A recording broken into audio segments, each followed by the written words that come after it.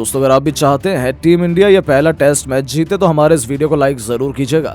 दोस्तों, wicket wicket wicket Ranchi के मैदान पर चौथे टेस्ट मैच की सुबह डेब्यूटेंट आकाशदीप ने अपनी 150 किलोमीटर की रफ्तार से इंग्लिश टीम की धज्जियां उड़ाकर रख दी। टॉस जीतकर बल्लेबाजी करने का फैसला उनके लिए अपने पैरों पर ही कुल्हाड़ी मारने के समान साबित हुआ।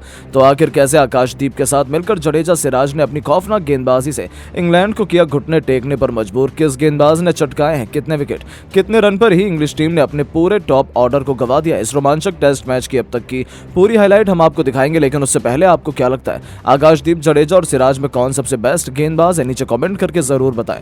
दोस्तों, इंडिया और इंग्लैंड के बीच 5 मैचों की टेस्ट सीरीज के चौथे दिन और सबसे जबरदस्त मुकाबले का बिगुल बज चुका है और 2-1 से सीरीज में आगे चल रही टीम इंडिया ये चौथा टेस्ट मैच जीतकर सीरीज पर कब्जा जमाने के लिए तैयार है।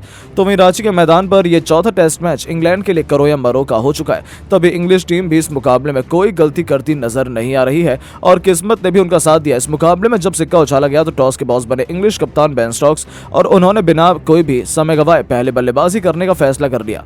टीम इंडिया सीरीज में पहली बार पहली पारी में गेंदबाजी कर रही थी, यानी कि चौथी पारी में भारतीय टीम को लक्ष्य चेस करना पड़ेगा। इंग्लिश खेमा ये जानकर बेहद खुश था। इस मुकाबले में आकाशदीप को उनकी डेब्यू कैप सौंपी गई और बुमराह को आराम देकर आकाशदीप की प्लेइंग 11 में मौका मिला। अपनी पसंदीदा टीम का हौसला बढ़ाने के लिए पूरा स्टेडियम फैन से खचाखच भरा हुआ था। इंग्लिश टीम को एक बार फिर तूफानी शुरुआत दिलाने के इरादे से जैक क्रॉली के साथ बेन डकैत की पूरी तूफानी जोड़ी मैदान में कदम रख चुकी थी। इन दोनों के कंधे पर अपनी टीम को जबरदस्त शुरुआत दिलाने की जिम्मेदारी थी। दूसरी तरफ रोहित ने शुरू से ही मोहम्मद सिराज और आकाशदीप सिंह को गेंदबाजी सौंप दी और नतीजा हुआ कि मोहम्मद सिराज मानो यमराज बनकर इंग्लैंड पर टूट पड़े। पहले ओवर में उनकी नागिन की तरह लहराती गेंद के आगे क्रॉली तो खाता भी नहीं खोल पाए। पहला ओवर मिडन होने के बाद आकाशदीप ने भी जबरदस्त डेब्यू किया। दोनों खिलाड़ी लाजवाब गेंदबाजी कर रहे थे। पहले 3 ओवरों में तो मानो इंग्लिश बल्लेबाज गेंद का संपर्क भी बल्ले से नहीं करा पाए। शुरुआती 3 ओवर में केवल 5 रन बने थे।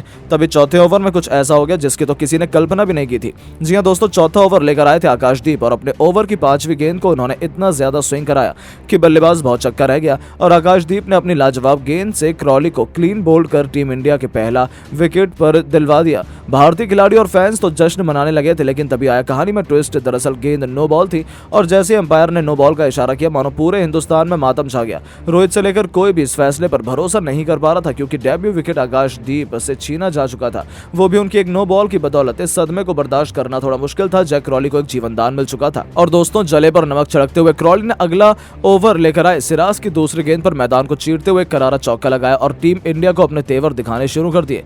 ये जीवनदान मिलने के बाद तो मानो क्रॉली के सिर पर खून सवार हो गया। अब तो उन्होंने सीधा काउंटर अटैक की रणनीति अपनाई। 6वें ओवर की आखिरी गेंद पर उन्होंने एक बेहतरीन चौका लगाकर 6 ओवर में अपनी टीम को 18 रनों तक पहुंचा दिया था। हालांकि अभी भी टीम इंडिया पूरी तरह से हावी नजर आ रही थी, लेकिन 7वें ओवर में तो क्रॉली ने पूरे मैच का पासा ही पलट दिया। जी हां दोस्तों, 7वां ओवर लेकर आए थे मोहम्मद सिराज और इस ओवर में क्रॉली ने टेस्ट क्रिकेट को T20 नहीं बल्कि सीधा T10 में ही तब्दील करते हुए उनकी आखिरी 4 गेंद पर पहले 3 खतरनाक चौके लगाकर चौके की हैट्रिक पूरी की। तो जाते जाते ओवर की आखिरी गेंद पर एक ऐसा करारा छक्का लगाया जिसने तो हर एक हिंदुस्तानी के दिल में खौफ पैदा कर दिया था। अपनी विस्फोटक बल्लेबाजी से उन्होंने इस ओवर में कुल 19 रन बटोरे और टीम इंडिया की हालत खराब करके रख दी। उनकी धाकड़ बल्लेबाजी का नतीजा हुआ कि 7 ओवर में ही इंग्लिश टीम 37 रनों तक पहुंच चुकी थी और भारतीय टीम का उन्हें डोमिनेट करने का पूरा प्लान मिट्टी में मिल गया था। अपने इस जीवनदान को वो बखूबी फायदा उठा रहे थे। इन दोनों खिलाड़ियों के बीच 8 ओवर से ही 39 रनों की बेहतरीन ओपनिंग पार्टनरशिप हो चुकी थी। ऐसे में तेज गेंदबाज की पिटाई होते देख रोहित ने तुरंत अपने मास्टर प्लान में बदलाव किया। उन्होंने अपने सबसे भरोसेमंद गेंदबाज रविंद्र जडेजा को आक्रमण पर लगाया, जिनके कंधों पर विकेट चटकाने की बहुत बड़ी जिम्मेदारी थी और आते ही उन्होंने अपना जलवा भी दिखा दिया। 5वीं गेंद पर उन्होंने डकैत को अपनी फिरकी के जाल में फंसा लिया, लेकिन अंपायर का प्लान तो कुछ और ही था। लाख अपील करने के बाद भी अंपायर की जब उंगली खड़ी नहीं हुई तब रोहित और जडेजा ने रिव्यू का इस्तेमाल करने का सोचा, लेकिन किस्मत लेकर तो आज इंग्लिश बल्लेबाज उतरे थे। जब थर्ड अंपायर ने चेक किया तो पता चला कि वो अंपायर्स कॉल है, यानी कि यदि अंपायर बल्लेबाज को आउट देते तो भारत को विकेट मिल जाता, लेकिन अंपायर ने बल्लेबाज का साथ दिया, जिस कारण टीम इंडिया को एक बार फिर विकेट नहीं मिल पाया और हमें निराश होकर लौटना पड़ा। और इस झटके के बाद डकैत ने ओवर की आखिरी गेंद पर एक और करारा चौका लगाकर मानो उस रिव्यू को बदल दिया। दोनों तरफ से भारतीय गेंदबाजों की अब खूब पिटाई हो रही थी, लेकिन तभी रोहित ने एक बार फिर आकाशदीप पर भरोसा जताया। उन्हें 10वें ओवर में दोबारा गेंदबाजी सौंपी और इस बार इस खिलाड़ी ने वो कर दिखाया जिसके लिए उन्हें मैदान में उतारा गया था। टीम के लिए 10वां ओवर लेकर आए आकाशदीप ने अपने दूसरी गेंद पर बेन डकैत को फंसाया। उनकी कातिलाना गेंदबाजी पर बल्लेबाज गलती कर बैठा और गेंद उनके बल्ले का बाहरी किनारा ले गई और विकेट के पीछे ध्रुव जुरैल ने कोई गलती नहीं की। उन्होंने एक आसान सा कैच लपका और आकाशदीप ने टीम इंडिया को पहली सफलता दिला दी थी और अपने डेब्यू टेस्ट मैच में पहला विकेट टीम इंडिया को दिलाकर उन्होंने दिखा दिया कि वो लंबे रेस के घोड़े। फिर चौथी गेंद पर उन्होंने ऑलीपॉप को बिना खाता खोले पवेलियन भेजकर 2 गेंद पर 2 विकेट चटकाए और मैदान में तहलका बचा दिया। अपने कातिलाना गेंदबाजी से उन्होंने इंग्लिश टीम की कमर तोड़कर रख दी थी और अचानक से पूरा मैच टीम इंडिया के पक्ष में ला खड़ा किया। 10 ओवर में इंग्लैंड टीम 47 रन बना पाई थी और भारतीय टीम ने उन्हें 2 झटके दिए थे। तो फिर जैक क्रॉली को भी इसी खिलाड़ी ने अपना शिकार बनाया। उन्हें क्लीन बोल्ड कर न केवल आकाशदीप ने अपना तीसरा विकेट लिया बल्कि टीम इंडिया को तीसरी सफलता दिलाकर अपने डेब्यू पर ही उन्होंने इतिहास लिख दिया। अब मैदान पर जॉनी बेयरस्टो के साथ जो रूट आ चुके थे, इन दोनों के कंधे पर अब अपनी टीम को संभालने की जिम्मेदारी थी।